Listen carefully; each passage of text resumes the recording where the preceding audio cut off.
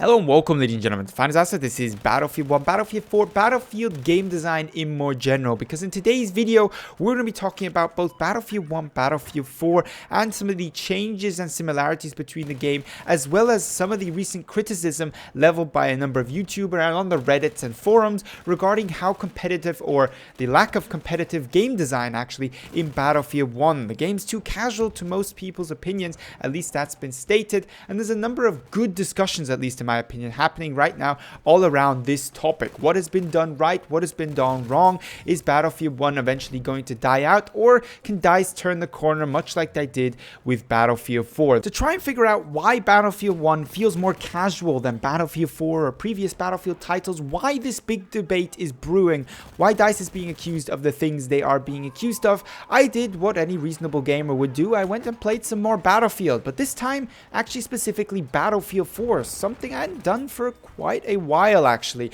I went and played Battlefield 4 and took notes of my experiences as if I was basically experiencing the game for the first time. And on a funny note, what I noticed was, oh boy, have I gotten rusty when it comes to Battlefield 4 and got my face curb stomped in a couple of matches. But after regaining some basic recoil control and some other game mechanics, I was able to fully enjoy Battlefield 4 again for all the glory that it is. And having achieved this and having quite a bit of fun, I started to notice some very fundamental differences between Battlefield 1 and Battlefield 4. And I'm not talking about settings, graphics, or sound, because those things are obvious and are not necessarily a deficit or an advantage to Battlefield 1, respectively Battlefield 4. You expect a title to evolve given its age. The things I started to notice were much more fundamental. It came down to core game mechanics, and while there are a few smaller ones, which I will talk at the end of the video, I'd like to start the video with the most important one, the true fundamental, and what we're going to spend most of today's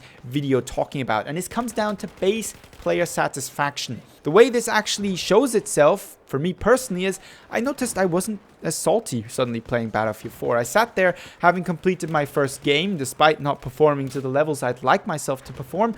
I wasn't angry necessarily. I wasn't screaming at my monitor or at individual players for camping out in a corner or for doing this, that, and the other, which I thought was a cheap tactic or was misusing a game mechanic. And this is partially to be attributed to things like grenade spam and bayonet charges from Battlefield 1, but it's much more frequently down to some very base design concepts of gunplay.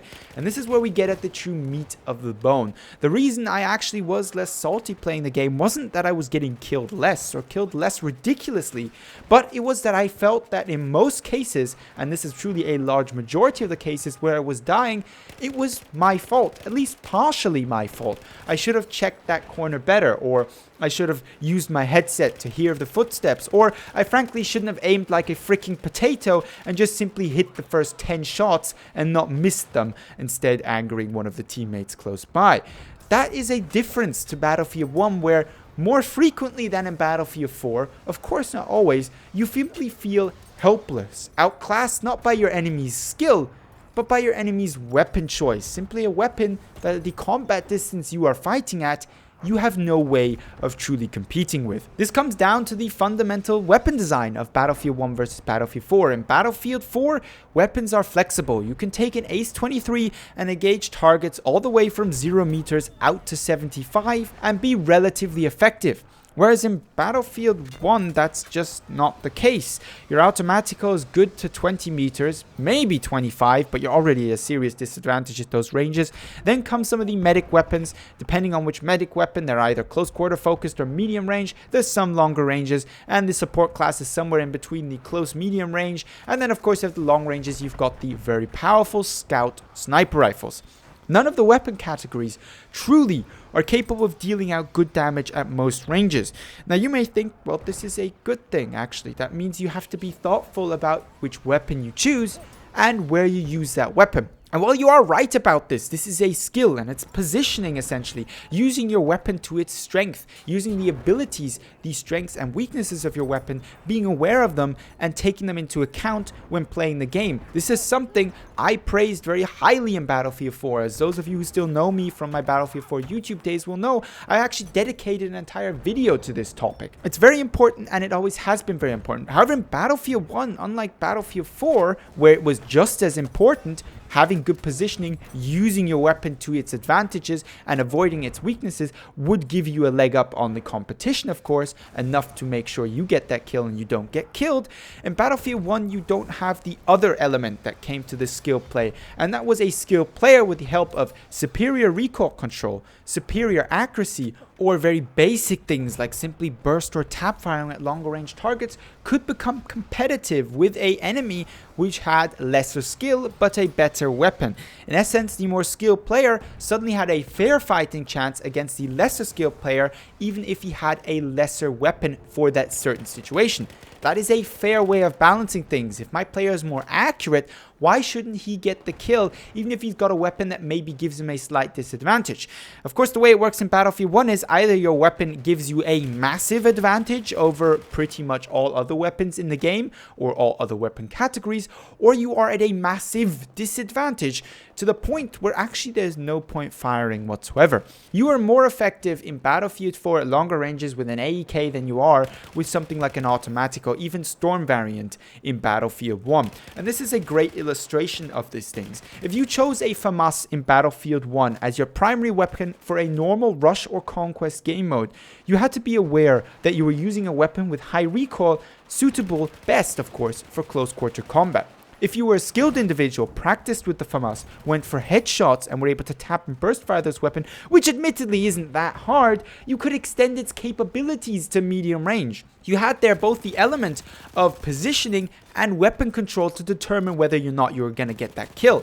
If you took advantage of both, that is to say, tried to stick to close quarter to use the advantages of your weapon, positioned yourself in a way that would give yourself targets at close quarter, and were able to have the superior weapon accuracy, superior weapon control to engage targets at medium range, you had a two-dimensional skill element that allowed you to be better than other players.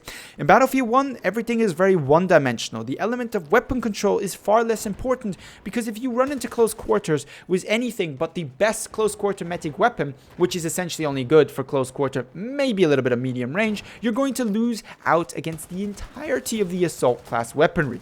There's just no fair fighting chance there. There's nothing you can do when you're running the Sei Rigotti really against somebody who's running an Automatico, unless they most truly are the worst player in the game. The same didn't apply to Battlefield 1. You could very capable take out somebody at medium range with the AK, whereas of course you would have the advantage only in close quarter, and your enemy who was maybe using the Ace 23 or the AUG A3 or the L85 A2 had that advantage at medium range, but if he had lesser skill to yours, you had a fair fighting chance. This is the age-old debate, positioning versus gun control, and essentially while we had a balanced model, at least in my opinion, in Battlefield 4 where both played a serious role and mastering both meant you were going to be the definite superior player in most situations, in Battlefield 1 we have the one-dimensional model where positioning is the king that determines all skill.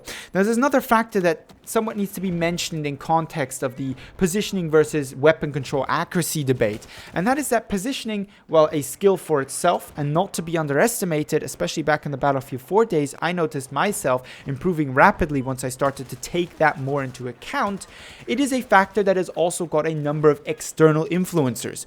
Things like map design, game mode, and your actual team. For example, when you're trying to push up onto an objective, you may have to cross a large open space. There's nothing you can do to avoid that situation, sadly, in a lot of Battlefield maps, and this applies to both Battlefield 4 and Battlefield 1. You can reverse this role and say if you want to capture the point, you suddenly have to go into very extreme close quarters, as is often the case for Battlefield 1 and Battlefield 4. And there you have it. That's the essential problem that's driving most of the accusations of the game being too casual. Having covered the elephant in the room, then the most fundamental aspect that I found was driving, or is for me personally driving, the lack of satisfaction with gameplay and gunplay in Battlefield 1 and the accusations of the game being so very casual, there's also a number of other side elements that we can talk about which are not as deep and not as detailed, but are nevertheless worth mentioning. One of course is the bayonet charge. I mean, I don't have to say this, everybody knows. Somebody who just turns up their mouse sensitivity on the mouse to 5000 DPI, sees you on the minimap, and then essentially bayonet charges around a 270-degree corner just to get that one kill. It's cheap, it's bullshit, it's just, I mean, really, DICE, come on. just shouldn't be happening. Similar things go for grenade spam. Admittedly, DICE is trying to deal with that right now, but they're still, in my opinion, not hitting the mark. They're trying to go about this by decreasing the amount of the grenades, which is a good start. Good job, DICE. However, fundamentally, what's wrong with grenades also in Battlefield 1 is not only the amount of them, but their killing potential. When you throw a grenade in Battlefield 4, it's got a timer until it explodes, and that's independent of whether it's going to hit a wall first, hit an enemy player, unless of course you're using an impact grenade. The frag takes so long, and actually it adds an element of skill to the use of grenades, because first of all, your enemy has the chance to dodge most grenades. The more close quarter they're used, the more time you have to react, but it also means actually if you give the grenade a beautiful curve, you can also use it as impact grenade. And of course, grenades are used back then to move people out of covers, not simply to get kills. Those were the days. Another thing I noticed, and this was actually a plus point for Battlefield 1 compared to Battlefield 4, was the speed of actions. Now I need to actually explain what I mean here. Now you could say throwing a grenade. In my opinion, the slow grenade throwing speed in Battlefield 4 is a blessing.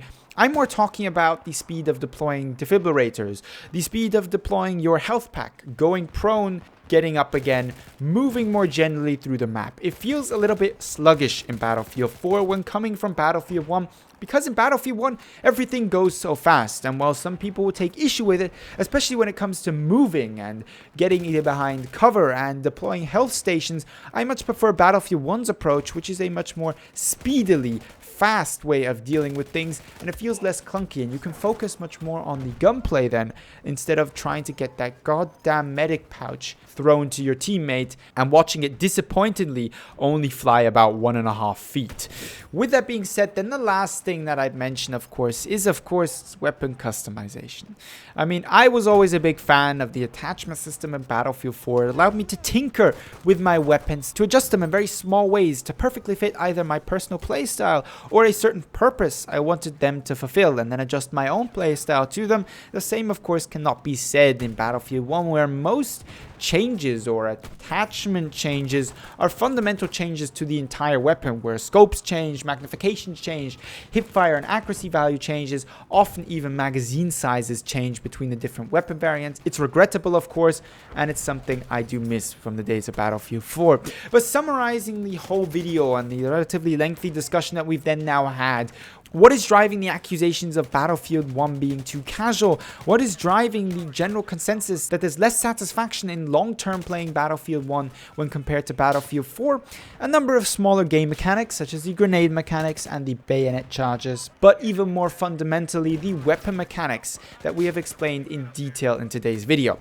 Now, if you want to read into this debate a little bit more, here's some agreeing or alternative views as well. I'm going to leave 3 links down below in the description to a video by LVLCap Gaming, a video by Marble Duck, and the Reddit thread which had this discussion recently. There's a number of different views expressed there. It's very interesting if you want to learn a little bit more about this topic and be informed, hell, even take part in the debate. Feel free to watch those videos, read those Reddit posts. I found it very interesting and very helpful in trying to further explore this topic in a little bit more detail. Of course, you can leave down below in the comments your opinion on this subject matter. Do you agree? Do you disagree? What have your experiences been? Have you recently gone back to play Battlefield 4? I'd also like to know if you guys would like to see me go back and play some Battlefield 4 here on the channel. Of course, in today's video, we've had some old and some new Battlefield 4 gameplay, as well as, of course, some Battlefield 1 gameplay, a full mixture of it all. But I'm open to do something like a live commentary again for Battlefield 4 if that's what you want to see. Feel free to leave that, of course, also down below in the comments with your usual video suggestions.